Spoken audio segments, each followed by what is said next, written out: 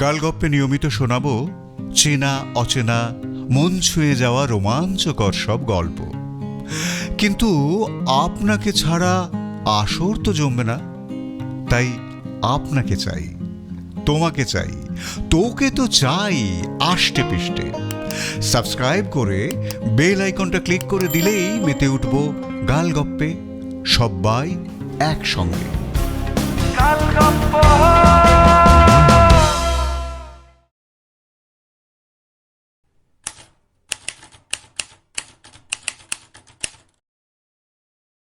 গালগপ্পে এখনকার গপ্প জয়ন্ত মানিক জুটির গোয়েন্দা অভিযান, পায়ের ছাপ। মূল রচনা হেমেন্দ্র কুমার রায়, আবহ ও সম্পাদনা অপু আইচ। গল্পের অডিও রূপান্তর ও সামগ্রিক পরিকল্পনায় আমি দীপঙ্কর। শুনছেন পায়ের ছাপ।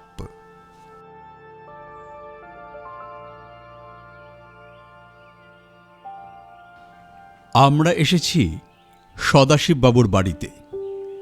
আমরা মানে আমি আর জয়ন্ত। জয়ন্তর যখন গোয়েন্দাগিরিতে নামডাক হয়নি, আমাদের যখন লোকে সেভাবে চিনতই না, তখন থেকেই সদাশিববাবু আমাদের বন্ধু। জমিদার মানুষ, শিবপুরের গঙ্গার ধারে তার মস্ত বড় বাড়ি।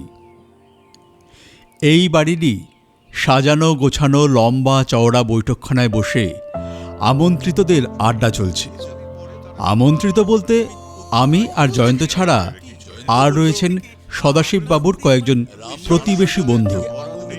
ভুরিভোজের চাইতেও জয়ন্তর মুখে তার কোনো মামলার গল্প শোনাতেই তাদের আগ্রহ বেশি।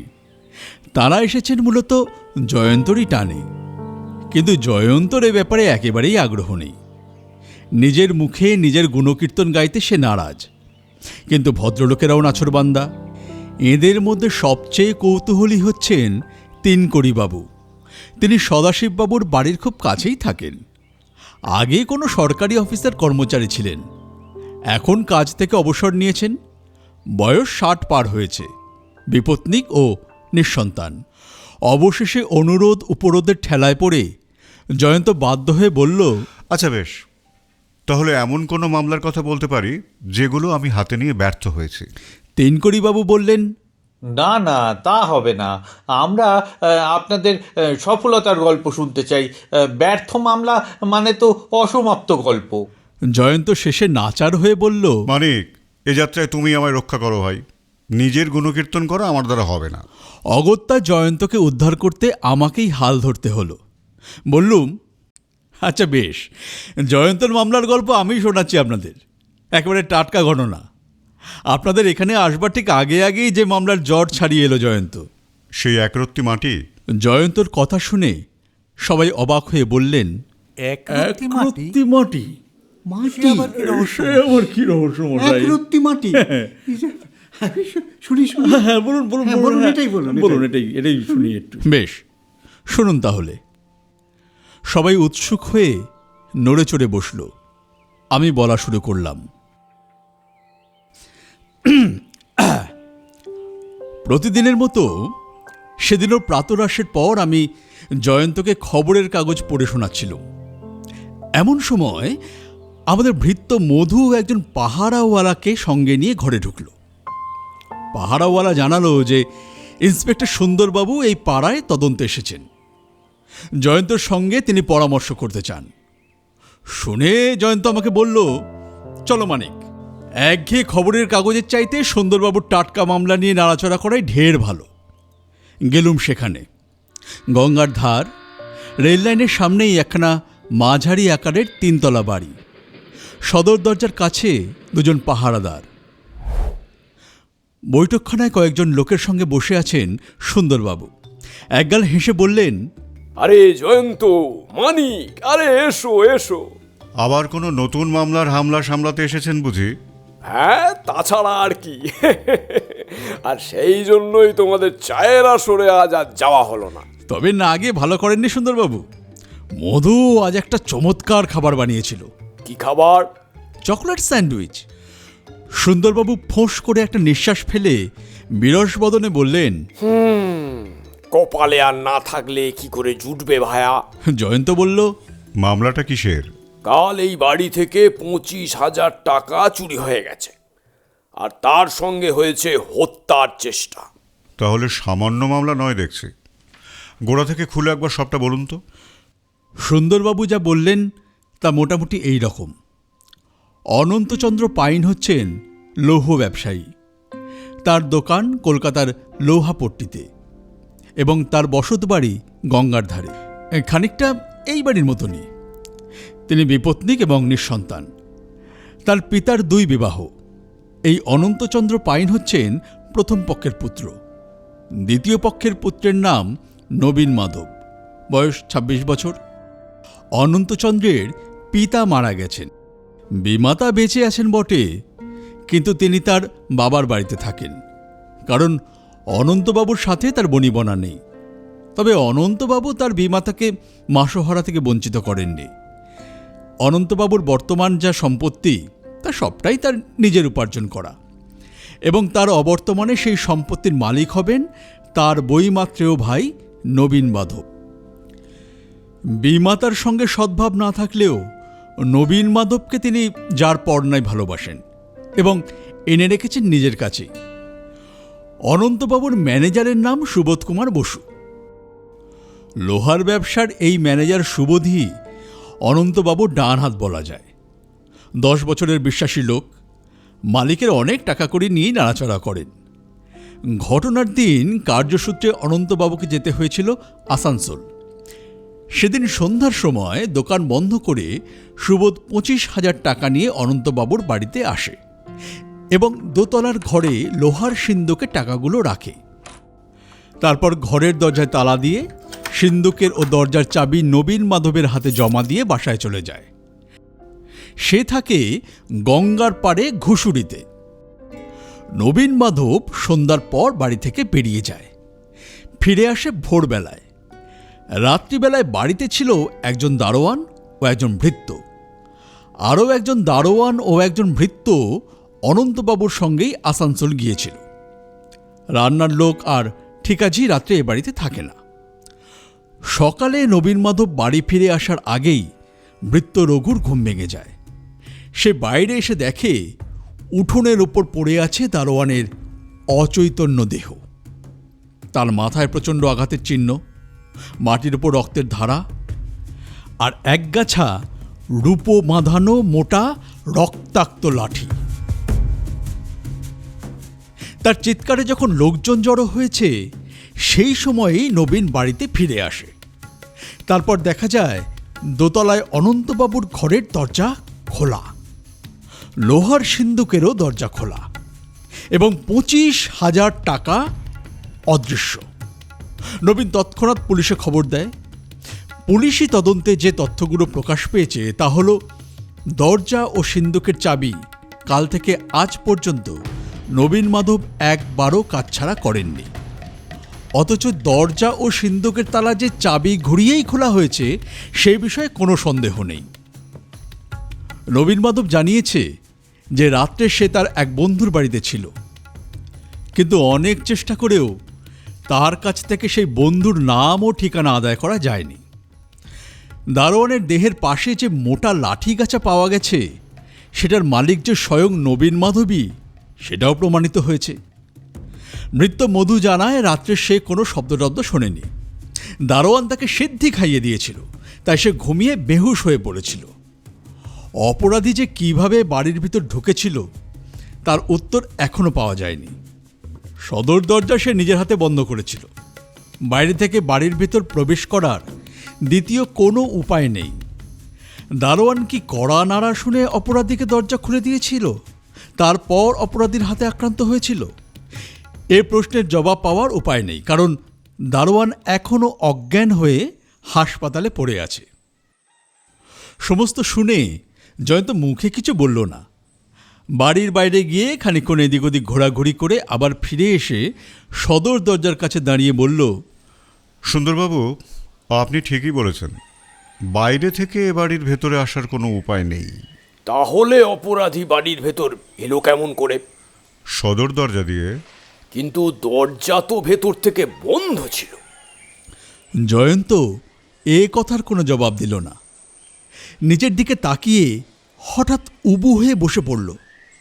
তারপর কি একটা তুলে নিয়ে চোখের কাছে ধরে পরীক্ষা করল। তারপর পকেট থেকে এক টুকরো কাগজ বার করে জিনিসটা ভালো করে মুড়ে রাখল। সুন্দরবাবু জিজ্ঞাসা করলেন, ওটা কি? জয়ন্ত উঠে দাঁড়িয়ে বলল, এক রত্তি মাটি। জয়ন্ত নিচের দিকে চোখ বোলাতে বোলাতে উঠোনের উপর হাঁটছিল। আবার বসে পড়ল। কি একটা তুলে আবার মোড়কের ভিতর রেখে উঠে দাঁড়ালো। সুন্দরবাবু বললেন, আবার কি পেলে হে ভায়া? আবার এক রত্তি মাটি। আরে খালি খালি মাটি কুড়িয়ে ছেলে খেলা করলে হবে? কাজের কথা বলো। তাহলে দোতলায় চলুন, যে ঘর থেকে টাকা চুরি গেছে সেখানে।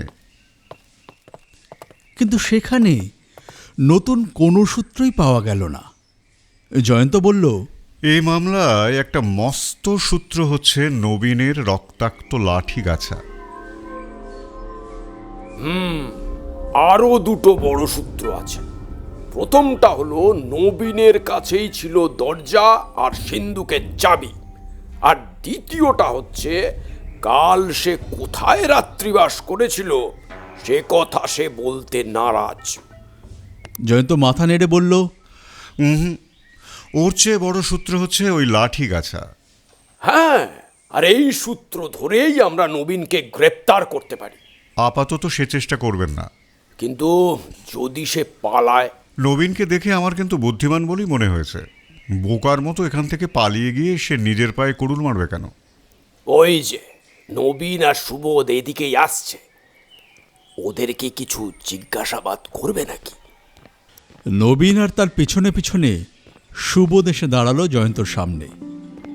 নবীনের মুখশ্রী, দেহের গঠন ও গায়ের রং চমৎকার। চোখের চাহনি শিশুদের মতো সরল। কিন্তু কারোর মুখ দেখে পুলিশ ভোলে না, কারণ এমন অপরাধীর সংখ্যা কম নয় যাদের দেবতা কিংবা মুনি ঋষিদের মতোই চেহারা। সুবোধের চেহারাও নিরীহ গোছে। শ্যামবর্ণ, দোহারা দেহ, মাথায় মাঝারি চুল, মুখটা হাসি হাসি। চেহারায় কোনো বৈশিষ্ট্য না থাকলেও মানুষটিকে মন্দ বলে মনে হয় না। জয়ন্ত বলল, আসুন নবীনবাবু। আচ্ছা, দারোয়ানের দেহের পাশে আপনার লাঠি গাছে পাওয়া গেল কেন বলুন তো? শুকনো গলায় নবীন বলল, কেমন করে বলি বলুন তো? আসলে আমি নিজেই হতভম্ব হয়ে যাচ্ছি।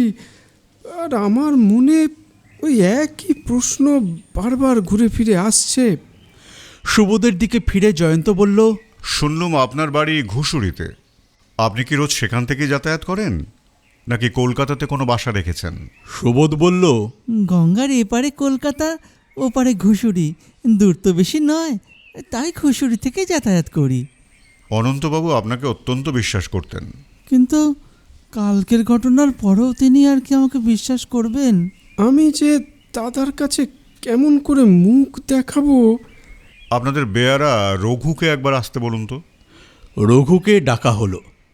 সে এলে জয়ন্ত তাকে জিজ্ঞাসা করল, তোমাদের সদর দরজা থেকে উঠোন পর্যন্ত রোজ ধোয়া মোছা ঝাঁট দেওয়া হয়? রঘু হাত জোর করে বলল, হ্যাঁ হুজুর, দুবেলাই। কর্তাবাবু কোথাও এক তিল ধুলো দেখলে রেগে আগুন হয়ে ওঠেন। সদরের জানলা দিয়ে গঙ্গার দিকে তাকিয়ে জয়ন্ত বলল, এত কাছে গঙ্গা, তোমরা নিশ্চয়ই রোজ গঙ্গা স্নান করতে যাও? না হুজুর, গঙ্গায় স্নান করতে যাই কালে ভদ্রে। কাল সকালে বা বিকেলের দিকে তোমাদের কেউ গঙ্গা স্নান করতে গিয়েছিল নাকি? না হুজুর। সুন্দরবাবু, আমার আর কিছু জিজ্ঞেস করার নেই। এসো মানিক। আমার আর জয়ন্তর সঙ্গে সুন্দরবাবু নিচে নেমে এলেন। জয়ন্তকে বললেন, কিন্তু ভায়া, এই উঠোন ঝাঁট দেওয়া আর গঙ্গা স্নান করার সঙ্গে চুরির সম্পর্কটা কোনখানে একটু বুঝিয়ে দাও দেখি। এখন বুঝবেন না। নতুন কোনো সূত্র পেয়েছো নাকি? পেয়েছি, মোক্ষম সূত্র। তাই নাকি? তা সূত্রটা কি? এক রত্তি মাটি। জয়ন্তর দিকে ফ্যাল ফ্যাল করে কিছুক্ষণ তাকিয়ে থেকে তারপর বললেন, তুমি একটা আস্ত বাতুল। আমি বললাম, আমিও একরত্তি মাটির ব্যাপারটা ঠিক বুঝলাম না। তো তুমি এখন কি করতে চাইছো? তথ্যানুসন্ধান। আমার বিশ্বাস এটা কোনো জটিল মামলা নয়। চোরকে ধরে ফেলতে খুব বেশি সময় লাগবে না। কাউকে সন্দেহ করছো? কাউকে নয়, সকলকেই। নবীন, সুবোধ থেকে শুরু করে এ বাড়ির পাচক, দারোয়ান, দাসী, সকলকেই। অথবা চোর হচ্ছে কোনো অজ্ঞাত ব্যক্তি। আর যদি তাই হয় তবে বাড়ির কেউ না কেউ তাকে সাহায্য করেছে, এ বিষয়ে কোনো সন্দেহ নেই। আর কোন দিক থেকে সে এসেছে তাও আমি বুঝতে পেরেছি। কি দেখে বুঝলে? একরত্তি মাটি। সত্যি তোমার নাগাল পাওয়া ভার।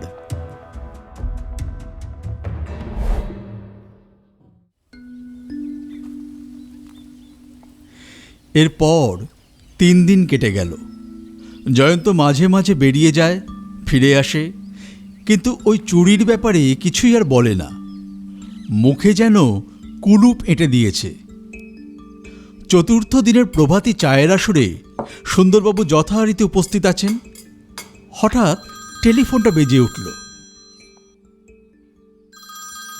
রিসিভার তুলে জয়ন্ত বলল, হ্যাঁ, আমি জয়ন্ত। নমস্কার।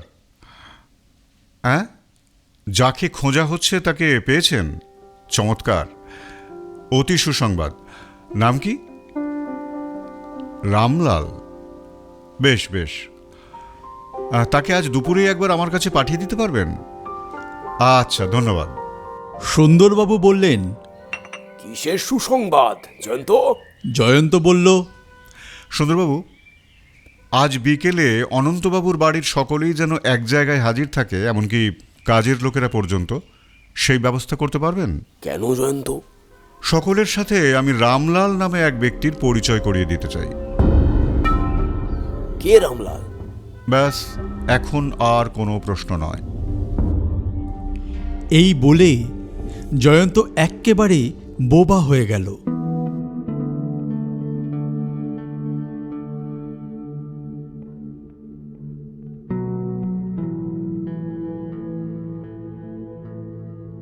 বিকেলবেলা অনন্তবাবুর বৈঠকখানায় সবাই হাজির হয়েছেন। টেবিলের সামনের চেয়ারখানা দখল করেছেন সুন্দরবাবু। আমি আর জয়ন্ত যে লোকটিকে সঙ্গে নিয়ে সেখানে হাজির হলাম, তার খালি পা, কোমর বাঁধা কাপড়, গায়ে গেঞ্জি, যাতে সে বিহারি। জয়ন্ত বলল, সুন্দরবাবু, এই লোকটির নাম রামলাল। নবীনবাবু, ঘটনার দিন আপনি কোথায় রাত্রিবাস করেছেন সেটা তাহলে বলবেন না? নবীন কাঁচুমাচু মুখ করে বলল, আপনি আমাকে মাফ করুন। বেশ, আপনাকে আর বলতে হবে না, কারণ আমি আপনার গুপ্ত কথা জানতে পেরেছি। নবীন উদ্বিগ্ন হয়ে উঠল। জয়ন্ত বলল, রামলাল, সে রাত্রে এই নবীনবাবু কি তোমার নৌকো ভাড়া করেছিলেন? না হুজুর। তবে? রামলাল সুবোধের দিকে আঙুল দেখিয়ে বলল, ওই বাবু আমার নৌকো ভাড়া করে কলকাতা এসেছিলেন সে রাত্রে। সুবোধবাবু, ঘটনার দিন রাত্রে আপনি রামলালের নৌকা ভাড়া করে কলকাতায় এসেছিলেন কেন? সুবোধের চেহারা তখন আর নিরীহ মানুষের মতো দেখাচ্ছিল না। সে গর্জন করে বলে উঠল, মিথ্যে কথা। কিন্তু রামলাল আপনাকে শনাক্ত করেছে। ও ও ও ভুল দেখেছে। বেশ, আদালতে গিয়ে এই কথাই বলবেন। এখন সবাই একটু আমার কথা শুনুন। জয়ন্ত বলা শুরু করল, সুন্দরবাবু, আগেই আপনাকে বলেছিলাম এই মামলায় একটা মস্ত সূত্র হচ্ছে নবীনবাবুর রক্তাক্ত লাঠিগাছা। নবীনবাবুই যদি লাঠি দিয়ে দারোয়ানকে আঘাত করতেন তাহলে নিশ্চয়ই নিজের বিরুদ্ধে অত বড় একটা প্রমাণ একান্ত নির্বোধের মতো ঘটনাস্থলে ফেলে রেখে আসতেন না। সুতরাং ধরে নেওয়া যেতে পারে নবীনবাবুর দিকে পুলিশের সন্দেহ আকৃষ্ট করে অপরাধী নিরাপদে বাস করতে চেয়েছে যবনিকার অন্তরালে। নবীনবাবুর রক্তাক্ত লাঠি পাওয়া গেছে ঘটনাস্থলে। ঘরের দরজার চাবিও তাঁর কাছে। পুলিশ সহজেই বিভ্রান্ত হতে পারে। তার উপরে নবীনবাবু নিজেই ব্যাপারটাকে আরও ঘোরালো করে তুলছিলেন। তিনি কিছুতেই বলতে রাজি নন ঘটনার দিন রাত্রে তিনি কোথায় ছিলেন।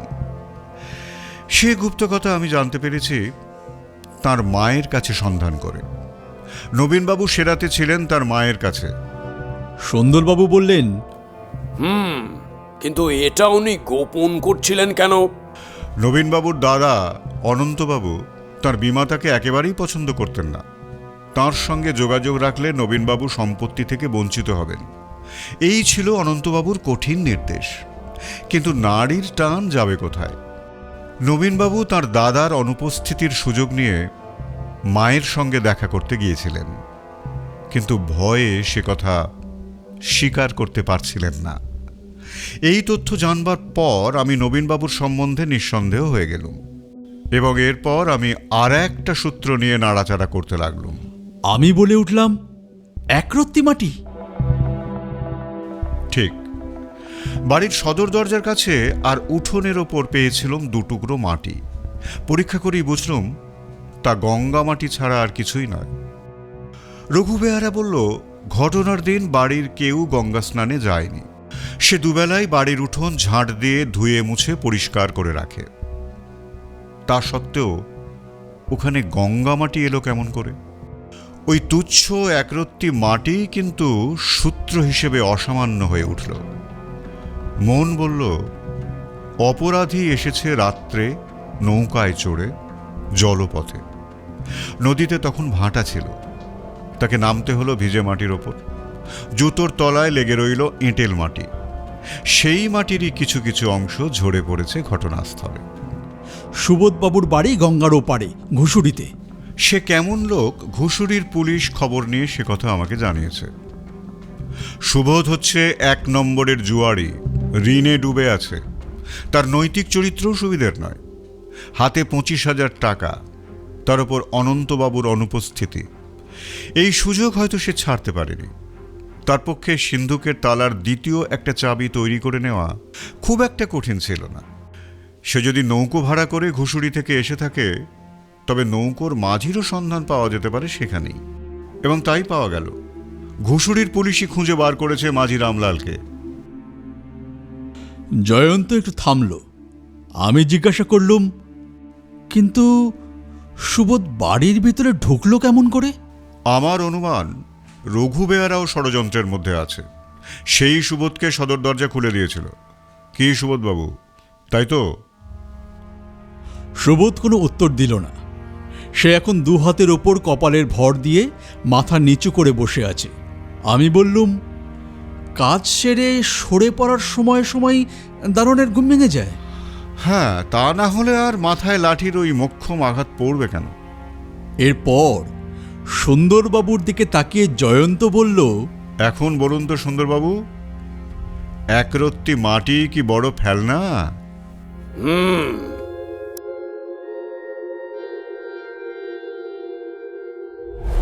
সদাশিববাবুর বৈঠকখানায় জনাকয় মুগ্ধ শ্রোতাদের সামনে গল্পটা শেষ করে আমি জয়ন্তর দিকে তাকালুম।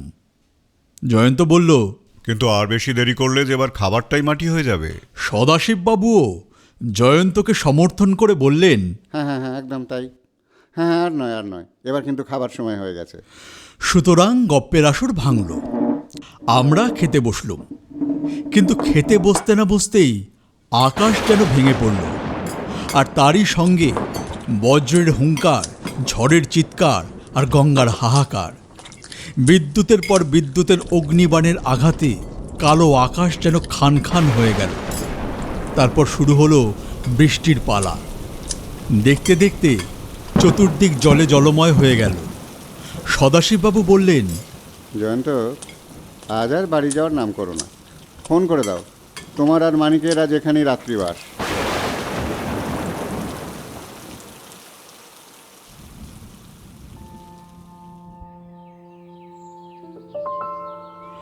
সকালে উঠে সদাশিববাবু বললেন, চা জল খাবার না খেয়ে কিন্তু বেরোবে না। তাঁর অনুরোধ শিরোধার্য করে প্রাতরাশ সেরে চায়ের পেয়ালায় সবে কয়েকটা চুমুক দিয়েছি। এমন সময় 3কড়িবাবু হন্তদন্ত হয়ে ছুটে এসে বললেন, আমার সর্বনাশ হয়ে গেছে। সদাশিববাবু উদ্গ্রীব হয়ে বললেন, কি ব্যাপার 3কড়িবাবু, কি হয়েছে কি? রাত্রে চোর এসেছিল, 20,000 টাকা নিয়ে পালিয়েছে। জয়ন্ত বলল, থানায় খবর দিয়েছেন? দিয়েছি, পুলিশ এখনো আসেনি, কিন্তু পুলিশ আসার আগে আপনি যদি একবার আসেন জয়ন্তবাবু। আমি? হ্যাঁ, আপনি। পুলিশের থেকে আপনার উপরেই আমার বিশ্বাস বেশি। জয়ন্ত অত্যন্ত বিনীতভাবে বলল, আমাকে মাফ করবেন তিনকড়িবাবু, সাধারণ চুরির মামলা পুলিশ অনায়াসেই কিনারা করতে পারবে। তেনকড়িবাবু করুণ স্বরে বললেন, সদাশিববাবু, আমার মতো লোকের কাছে এই চুরি সাধারণ চুরি নয়। ওই 20,000 টাকার দাম যে আমার কাছে কত তা তো আপনি ভালো করেই জানেন। আপনি যদি দয়া করে আমার হয়ে জয়ন্তবাবুকে একটু অনুরোধ করেন। আচ্ছা আচ্ছা, ঠিক আছে ঠিক আছে। ইয়ে জয়ন্ত, আমারও ইচ্ছে যে... জয়ন্ত তাড়াতাড়ি বাধা দিয়ে বলল, আর বলতে হবে না, তোমার ইচ্ছেটা যে কি তা আমি বুঝেছি, কিন্তু নিমন্ত্রণ খেতে এসে চুরির মামলায় জড়িয়ে পড়ার ইচ্ছে আমার একেবারেই নেই। আমি বড্ডজোর তিনকড়িবাবুর মুখে চুরির বিবরণটা একবার শুনে ঘটনাস্থলে একবার চোখ বুলিয়ে আসতে পারি, তার বেশি কিছু আমি করতে পারবো না। তেনকড়িবাবু আশান্বিত হয়ে বললেন, সেটাই আমার পক্ষে যথেষ্ট।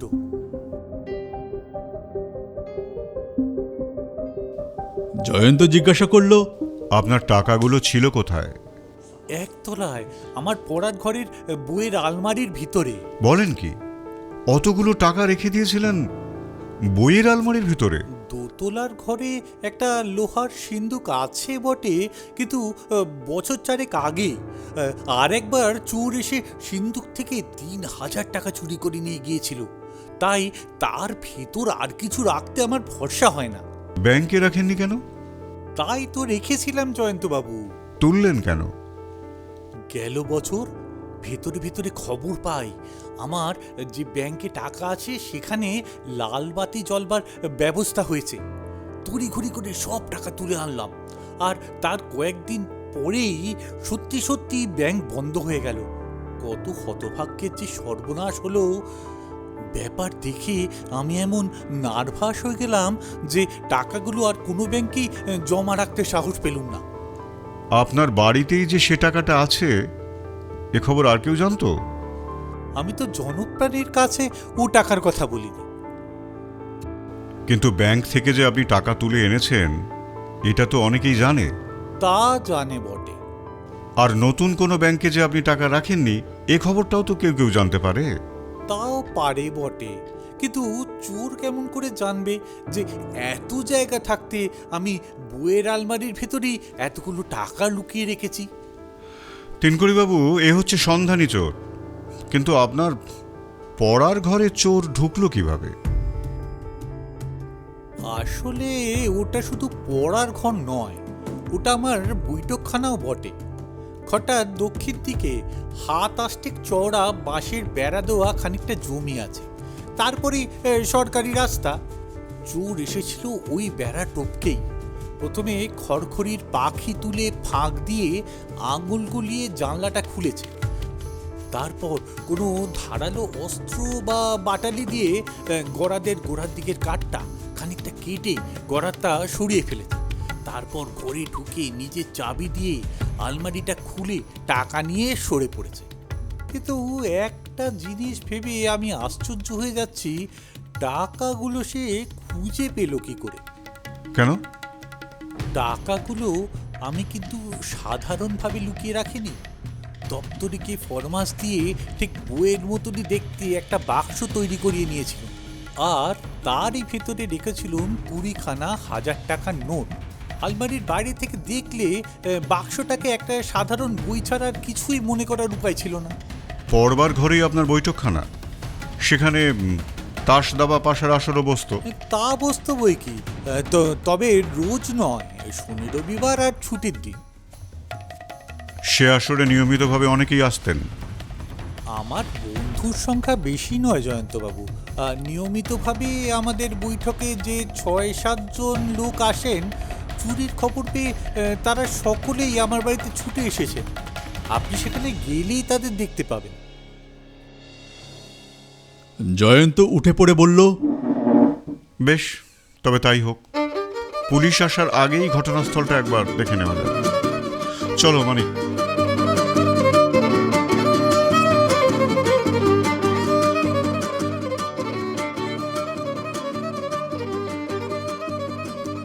একখানা ছোটোখাটো দোতলা বাড়ি। সামনে অপেক্ষা করছে জনা কয়েক কৌতূহলী লোক। এদের মধ্যে কয়েকজনকে গতকাল সন্ধ্যাবেলা সদাশিববাবুর বাড়িতে দেখেছি আমরা। তেনকড়িবাবু বাড়ির ভেতরে ঢুকে তার পড়ার ঘরের দরজার তালা খুলে দিলেন। জয়ন্ত গলাটা একটু তুলে সকলকে শুনিয়ে বলল, তিনকড়িবাবু, বাইরে এদের এখানেই অপেক্ষা করতে বলুন, আগে আমরা ঘরের ভেতরটা একবার পরীক্ষা করে দেখি। মাঝারি আকারের ঘর, মাঝখানে একখানা গালিচা বিছানো তক্তাপোষ, একদিকে একটা ছোট টেবিল ও দুখানা চেয়ার, আর একদিকে দুটো বই ভরা আলমারি, আর একদিকেও বই ভর্তি শেলফ। একটা আলমারির সামনে মেঝের উপর উল্টে পড়ে রয়েছে একখানা চেয়ার। ঘরের এখানে ওখানে ছড়ানো রয়েছে নানান আকৃতির বই এবং মাসিক পত্র। বোঝা যাচ্ছে তিনকড়িবাবু দোস্তুর মতো পড়ুয়া লোক। জয়ন্ত মিনিট দুয়েক চুপচাপ দাঁড়িয়ে ঘরের চারিদিকটা দেখতে লাগলো। তারপর জিজ্ঞাসা করল, তিনকড়িবাবু, টাকাটা কোন আলমারিতে ছিল? তেনকড়িবাবু আঙুল তুলে দেখিয়ে দিলেন। জয়ন্ত বলল, ওর সামনে চেয়ারটা উল্টে রয়েছে কেন? তেনকড়িবাবু বললেন, বলতে পারবো না, তবে ওটা চোরের কীর্তি। কারণ কাল রাত্রে আমি যখন এই ঘরের দরজা বন্ধ করি তখন তো চেয়ারখানা দাঁড়িয়েই ছিল। আপনি কাল যখন ঘর থেকে বেরিয়ে যান তখন চেয়ারখানা কোথায় ছিল? ওই টেবিলটার সামনে। তাহলে চোরই চেয়ারখানা আলমারির সামনে টেনে এনেছে। তাছাড়া আর কি? জয়ন্ত পকেট থেকে রূপোর ছোট্ট নস্যির ডিপেটা বার করে নস্যি নিতে নিতে বলল, বটে বটে। এসব ক্ষেত্রে জয়ন্তের এই নস্যি নেওয়াটা যে খুশি হওয়ার লক্ষণ সেটা আমি খুব ভালো করেই জানি। আলমারির ভেতর চোখ বোলাতে বোলাতে বলল, আপনার সেই জাল কেতাবের ভেতর আসল নোটগুলো পুরে আলমারির কোন তাকে রেখেছিলেন? তেনকড়িবাবু থতমত খেয়ে বললেন, জাল কেতাব? হ্যাঁ, জাল কেতাব, অর্থাৎ যে কেতাব আসলে কেতাবের মতো দেখতে কিন্তু আসল নয়। ও, বুঝেছি। বইয়ের মতো দেখতে ওই বাক্সটা রেখেছিলাম আলমারির একেবারে উপরের তাকে। জয়ন্ত আলমারিটার আরও কাছে এগিয়ে গিয়ে পরীক্ষা করতে করতে বলল, আলমারির গায়ে এই যে চাবিটা লাগানো রয়েছে, এটা কি আপনারই চাবি? আজ্ঞে না, ওটা নিশ্চয়ই চোরেরই সম্পত্তি। তাহলে এ চোর পেশাদার চোর নয়। কি করে বুঝলেন? পেশাদার চোরের কাছে সাধারণত চাবির গোছা থাকে, এরকম একটা মাত্র চাবি থাকবে না। কিন্তু এখানে চোর এসেছিল একটি মাত্র চাবি নিয়ে, তার মানে সে জানতো ওই একটি মাত্র চাবি দিয়েই সে কেল্লা ফতে করতে পারবে। যদি বলেন সে এতটা নিশ্চিত হয়েছিল কেন, তার উত্তর হচ্ছে সে আগে থাকতেই সুযোগ বুঝে এই আলমারির কলের ছাঁচ তুলে নিয়েছিল, তারপর এই চাবিটা তৈরি করিয়ে নিয়েছিল। চুরি তার ব্যবসা নয়, এই চাবি পরে তার আর কোনো কাজে লাগবে না, তাই সে চাবিটা ফেলে রেখেই চলে গেছে। তিনকড়িবাবু, ওই জানলাটার একটা গরাদ নেই দেখছি, চোর কি ওখান দিয়েই ঘরে ঢুকেছিল? আজ্ঞে হ্যাঁ। জয়ন্ত জানলার সামনে গিয়ে দাঁড়ালো। তারপর জানলাটা ভালো করে পরীক্ষা করে ফাঁক দিয়ে গলে বাইরে গিয়ে লাফিয়ে পড়ল। মাটির উপর কিছুক্ষণ হুমড়ি খেয়ে বসে কিসব পর্যবেক্ষণ করল। তারপর দাঁড়িয়ে উঠে বলল, মানে কাল রাত্রে কখন বৃষ্টি থেমেছিল তুমি জানো? হ্যাঁ, আমি তখনও জেগেছিলাম। বৃষ্টি থেমেছিল রাত 2টো নাগাদ। তাহলে এখানে চোরের আবির্ভাব হয়েছে রাত 2টোর পর। সদাশিববাবু জিজ্ঞাসা করলেন, 2টোর সময় বলছো, এটা কিভাবে বুঝলে? খুব সহজেই, ভিজে মাটির ওপর কয়েকটা পায়ের ছাপ স্পষ্ট দেখা যাচ্ছে, নিশ্চয়ই চোরেরই পদচিহ্ন। বৃষ্টির আগে কিংবা বৃষ্টির সময় এলে দাগগুলো মুছে যেত, কালকের ওই তুমুল বৃষ্টির পরেও এইভাবে দাগগুলো থেকে যেত না। এবং মানিক, পায়ের দাগেও বেশ একটা বিশেষত্ব আছে। কি বিশেষত্ব? যথাসময়ে প্রকাশ্য। বলতে বলতে জয়ন্ত জানলার ফাঁক দিয়ে গলে আবার ঘরের ভিতরে এসে দাঁড়ালো। একটু নিচু স্বরে বলল, তিনকড়িবাবু, একটা কথা জানার আছে। হ্যাঁ, বলুন, কি কথা? আপনি কি আলমারির ভেতর থেকে ওই নকল বইখানা মাঝে মাঝেই বার করতেন? আগে হ্যাঁ করতুম, দেখতুম নোটগুলো যথাস্থানে আছে কি না। তখন নিশ্চয়ই ঘরের ভিতরে আপনি একাই থাকতেন। হ্যাঁ সে তো বটেই। জানলার ভেতর দিয়ে বাইরের দিকে তাকিয়ে জয়ন্ত নিজের মনেই কি ভাবতে লাগলো কিছুক্ষণ। তারপর জিজ্ঞাসা করল, রাস্তার ওপারে ওই যে লাল রঙের বাড়িটা, ওটা কার বাড়ি? যদুবাবুর বাড়ি, আমার বিশেষ বন্ধু। তার পাশের ওই হলদে বাড়িখানা? মাধববাবুর, তিনিও আমার বিশেষ বন্ধু। আচ্ছা, অনেকক্ষণ থেকে লক্ষ্য করছি একটি ছোটোখাটো ভদ্রলোক বারবার দরজার পাশ থেকে উঁকি মারছেন।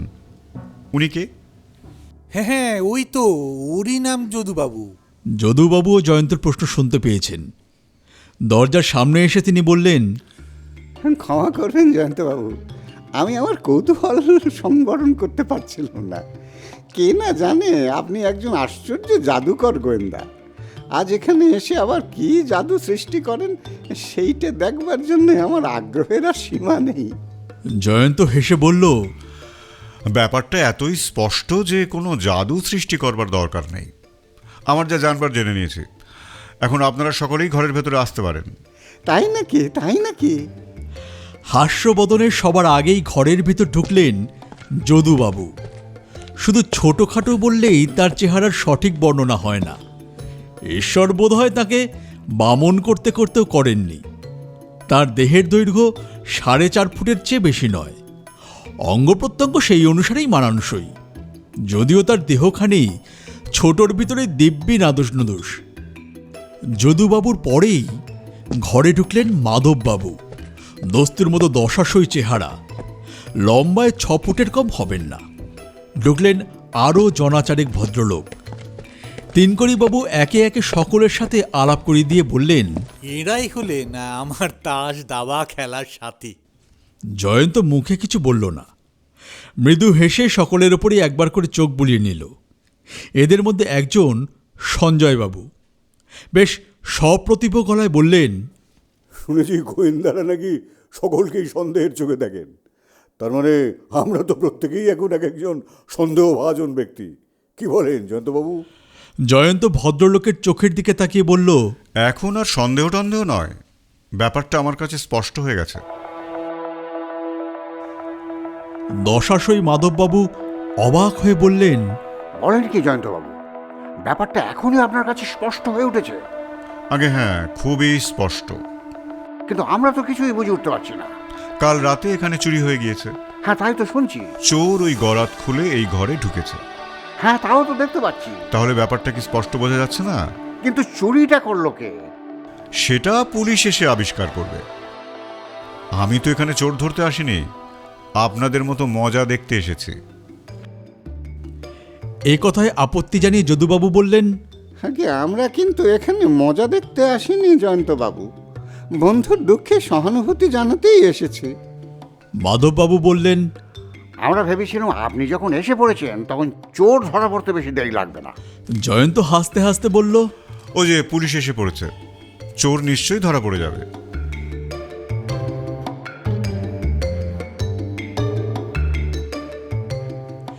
ইন্সপেক্টর হরিহরবাবু একজন সহকারীকে নিয়ে গটগট করে ঘরের ভিতরে ঢুকলেন। বয়সে পৌঢ়, মোটাসোটা দেহ, মুখে উদ্ধত ভাব, রুক্ষস্বরে বললেন, ঘরে এত ভিড় কেন? বাড়ির কর্তাকে? তিনকড়িবাবু এগিয়ে এসে বললেন, আগে আমি। আপনারই টাকা চুরি গেছে? আগে হ্যাঁ। তো এরা সব কারা? এরা আমার বন্ধু, আর ইনি হচ্ছেন বিখ্যাত শখের গোয়েন্দা জয়ন্তবাবু। কৌতূহলী চোখে ইন্সপেক্টর হরিহরবাবু একবার জয়ন্তর মুখের দিকে তাকালেন, তারপর বললেন, শুনেছি ইন্সপেক্টর সুন্দরবাবুকে মাঝে মাঝে আপনি কোনো কোনো মামলায় সাহায্য করেন। জয়ন্ত বিনীতভাবে বলল, আগে ঠিক সাহায্য করি বলতে পারি না, তবে ওই সাহায্য করবার চেষ্টা করি বটে। মুখ টিপে হেসে হরিহরবাবু বললেন, কিন্তু এখানেও কি সেই চেষ্টাই করতে এসেছেন? আগে না, আপনাকে দেখেই বুঝেছি আপনার কাছে আমার চেষ্টা নগণ্য। হ্যাঁ ঠিক, সুন্দরবাবুর সঙ্গে আমার মত মেলে না। যে আমার মত হচ্ছে শখের গোয়েন্দার কাছে পেশাদার গোয়েন্দার শেখবার কিছু নেই। আমি আপনার সাথে সম্পূর্ণ একমত। হরিহরবাবু তিনকড়িবাবুর দিকে তাকিয়ে বললেন, এইবার আমি ঘটনাটা বিস্তারিত শুনতে চাই। তিনকড়িবাবু আবার গোড়া থেকে সব কথা বলে গেলেন একে একে।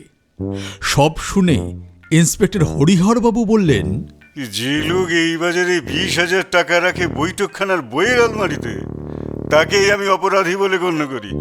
এ হচ্ছে চোরকে নিমন্ত্রণ করা আর খামোখা পুলিশের কাজ বাড়ানো। তিনকড়িবাবু কাঁচুমাচু মুখে চুপ করে দাঁড়িয়ে রইলেন। জয়ন্ত বলল, টাকা ছিল ওই আলমারির ভেতর। টাকা যখন লোপার তখন আর আলমারি হাতরে লাভ কি? ওই যে চেয়ারটা দেখছেন আলমারির সামনে উল্টে পড়ে আছে, ওখানা ছিল ওই টেবিলের সামনে। বসবার জন্যই চোর ওখানে টেনে এনেছিল আর কি। হতেও পারে, না হতেও পারে। না হতেও পারে কেন? চোর চটপট কাজ হাসিল করে সরে পড়তে চায়। সে চেয়ার পেতে বসে বিশ্রাম করবে, আর করলেও সে টেবিলের সামনে গিয়েই বসতে পারত। চেয়ারখানা এত দূরে টেনে আনবার দরকার কি ছিল? আর তাছাড়া বিশ্রাম করবার জন্য তো ঘরে একখানা ঢালাও বিছানাও রয়েছে। তবে চেয়ার নিয়ে টানাটানি কেন? টানাটানি কেন সেটা আপনিই বলুন না। আপনি বলতে না পারলে পরে আমাকেই বলতে হবে বইকি। হরিহরবাবু মুখ ভার করে বললেন, আপনার জবাব শোনবার কোনো আগ্রহ আমার নেই। তিনকড়িবাবু, আলমারির কলে একটা চাবি লাগানো রয়েছে দেখছি। ও চাবি আমার নয়, চোরের? সে বিষয়ে কোনো সন্দেহই নেই। চাবিটা দেখছি নতুন।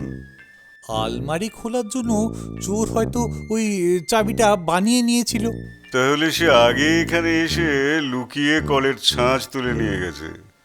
তাই তো জয়ন্তবাবু বললেন এই কোনো সন্ধানী চোরের কাজ। জয়ন্তবাবু না বললেও এটুকু বুঝতে পারতুম তিনকড়িবাবু। আপনার বাড়িতে আপনি ছাড়া আর কে কে আছেন? আমার স্ত্রী, আমার ছেলে নেই, কেবল একটি বিবাহিত মেয়ে আছে, সে শ্বশুর বাড়িতে। এখানে একজন রাত দিনের চাকর, একজন বামুন আর ঠিকে ঝি আছে। ইন্সপেক্টর হরিহরবাবু তার সহকারীকে বললেন, এই বামুন আর চাকুরকে সেপাইদের হেফাজতে রেখে এসো। তিনকড়িবাবু বললেন, আপনি কি ওদেরই সন্দেহ করছেন? ওরা প্রত্যেকেই খুব বিশ্বাসী।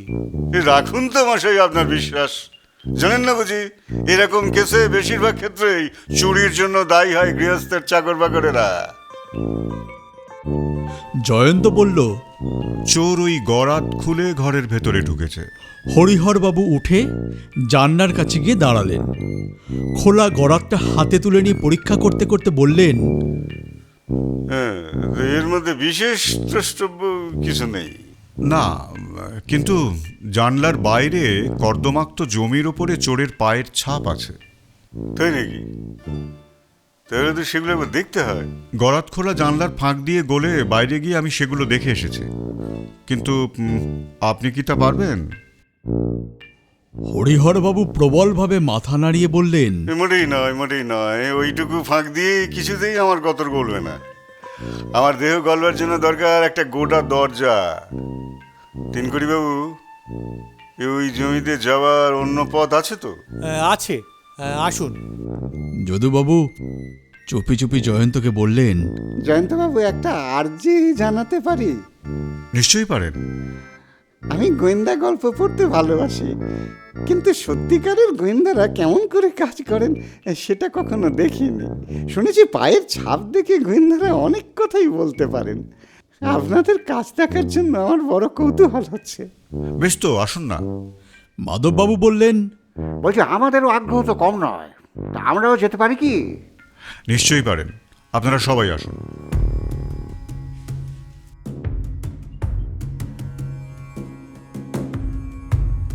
ছোট একফালি জমি, লম্বায় 25 হাত আর চওড়ায় 8 হাতের মতো। দক্ষিণ দিকে বাঁশের বেড়া, তারপর রাজপথ। হরিহরবাবুর আগেই আমরা সেখানে গিয়ে দাঁড়ালুম। পুরো জমিটাই এখনো ভিজে রয়েছে। জয়ন্ত বলল, যদুবাবু, আমার পাশে পাশে আসুন, সাবধানে পা ফেলবেন। চোরের পায়ের ছাপ মারিয়ে ফেলবেন না যেন। হরিহরবাবু কিন্তু সাংঘাতিক খেপে যাবেন। তিনকড়িবাবুর গরাত খোলা জানলাটার সামনে গিয়ে সবাই দাঁড়ালুম। একদিকে আঙুল দেখিয়ে জয়ন্ত বলল, মাটির ওপরে ওই যে দেখুন চোরের পায়ের ছাপ। বেশ বোঝা যাচ্ছে সে বাঁশের বেড়ার টোপকে যেদিক থেকে এসেছিল আবার সেই দিকেই চলে গেছে। যদুবাবু বললেন, চোরটা তো বোকার হদ্দ, এত বড় একটা প্রমাণ পেছনে রেখে গেছে। বোকা নয়, কাঁচা, নইলে সাবধান হতো। এই সময় তেনকড়িবাবুর সঙ্গে ইন্সপেক্টর হরিহরবাবু এসে সেখানে দাঁড়ালেন। তীক্ষ্ণ দৃষ্টিতে পায়ের ছাপগুলোর দিকে কিছুক্ষণ তাকিয়ে রইলেন। তেনকড়িবাবু বললেন, জুতো পরা পায়ের ছাপ। হরিহরবাবু, আমার রান্নার বামুন বা চাকর কেউই জুতো পরে না। হয়তো বাইরের চোরের সঙ্গে তাদের যোগাযোগ ছিল, রুলের গুঁতো খেলেই পেটের কথা বেরিয়ে পড়বে। জয়ন্ত বলল, হরিহরবাবু, পায়ের ছাপগুলো দেখে কি বুঝলেন? যা বুঝবার বুঝেছি, আপনাকে বলবো কেন? বেশ, আপনি কি বুঝেছেন জানতে চাই না, কিন্তু আমি যা বুঝেছি সেটা বলবো কি? হরিহরবাবু তাচ্ছিল্যের ভঙ্গিতে বললেন। ইচ্ছে হলে বলতে পারেন, তবে আমার শোনার আগ্রহ নেই। জয়ন্ত বলল, প্রত্যেক পায়ের দাগের মাঝখানের ব্যবধানটা লক্ষ্য করুন। এটা আপনাকে মনে করিয়ে দেওয়ার নিশ্চয়ই বাহুল্য যে ঢ্যাঙা লোক পা ফেলে বেশি তফাতে তফাতে, আর খাটো লোক পা ফেলে কম তফাতে তফাতে। এখানে পায়ের দাগের ব্যবধান দেখে কি মনে হয়? হরিহরবাবু মাটির দিকে কিছুক্ষণ তাকিয়ে থেকে বললেন, এগুলো নিশ্চয়ই কোনো ছোট ছেলে, মানে বালকের পায়ের ছাপ। বেশ, নোটগুলো ছিল আলমারির একদম ওপরের তাকে। চোরের হাত অত উঁচুতে পৌঁছয়নি, তাই সে টেবিলের সামনে থেকে চেয়ারখানা আলমারির সামনে টেনে নিয়ে তার ওপর উঠে দাঁড়িয়ে নোটগুলো হস্তগত করে। তারপর তাড়াতাড়ি পালাবার সময় তার পায়ের ধাক্কা লেগে চেয়ারখানা উল্টে পড়ে। ব্যাপারটা গোড়াতেই আমি আন্দাজ করতে পেরেছিলাম। এদিকে আপনার দৃষ্টিও আকর্ষণ করেছিল, কিন্তু অধীনের কথা আপনি তো গ্রাহ্যই করলেন না। ইন্সপেক্টর হরিহরবাবু অপ্রতিভভাবে চুপ করে দাঁড়িয়ে রইলেন। তেনকড়িবাবু বললেন, বালক চোর, কি আশ্চর্য। যদুবাবু দুই চক্ষু বিস্ফারিত করে বললেন, একটা পুঁচকে বাচ্চা 20,000 টাকা নিয়ে লম্বা দিয়েছে, তো আজব কাণ্ড। মাধববাবু বললেন, কালে কালে হলো কি?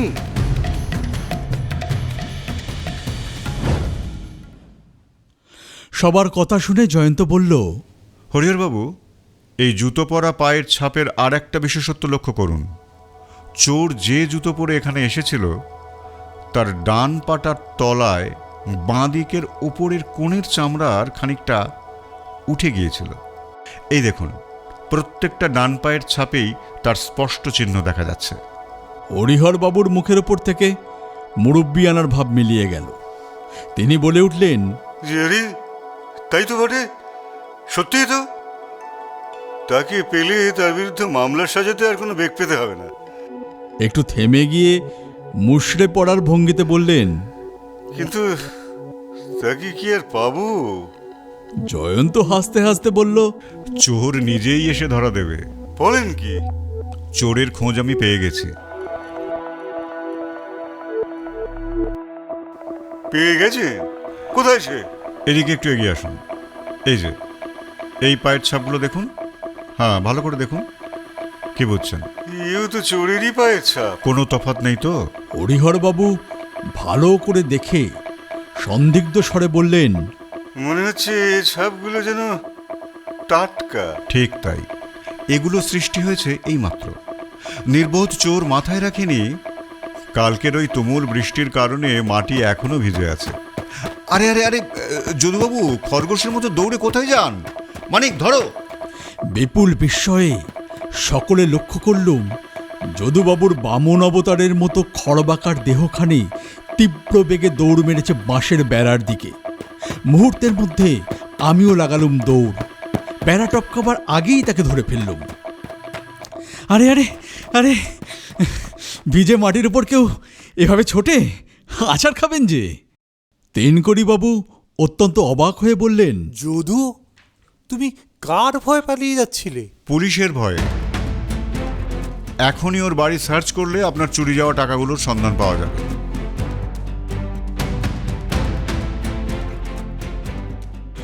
জয়ন্তর হাতে যদুবাবুর ডান পাটি জুতো। পরীক্ষা করে দেখা গেল সত্যি জুতোর তলায় যথাস্থানে ছিঁড়ে গিয়েছে খানিকটা চামড়া। দিনকরিবাবু ব্যাপারটা এখনও যেন ঠিক হজম করতে পারছেন না। ফ্যাল করে জয়ন্তর মুখের দিকে তাকিয়ে আছেন। জয়ন্ত বলল, যখন চেয়ারের রহস্য আন্দাজ করলুম, পায়ের ছাপগুলো পরীক্ষা করলুম, আর সচক্ষে যদুবাবুর খাটো মূর্তিখানা দর্শন করলুম, তখনই সন্দেহটা মাথায় চাড়া দিয়েছিল। ওর বাড়ি তিনকড়িবাবুর বাড়ির ঠিক সামনাসামনি।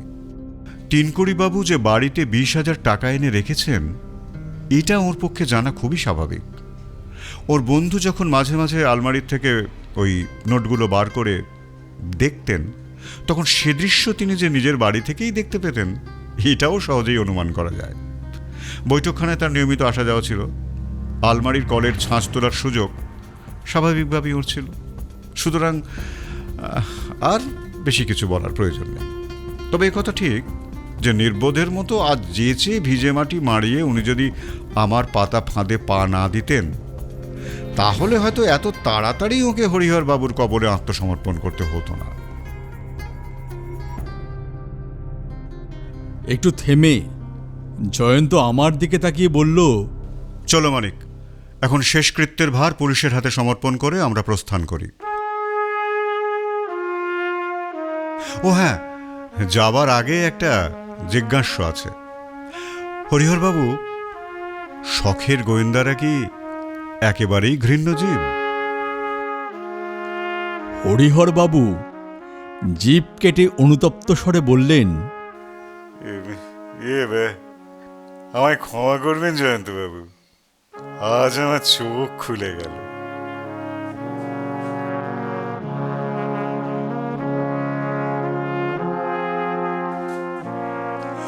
শুনছিলেন হেমেন্দ্র কুমার রায়ের গল্প পায়ের ছাপ। বিভিন্ন চরিত্রের সংলাপগুলো যারা বললাম, সঞ্জিত, অরিজিৎ, ভোগলু, অপু এবং আমি দীপঙ্কর। গালগপ্পে আবার দেখা হবে পরের গল্প নিয়ে। সবাই খুব ভালো থাকুন, সঙ্গে থাকুন। নমস্কার। ও হ্যাঁ, কেমন লাগছে সেটা জানাবেন কিন্তু।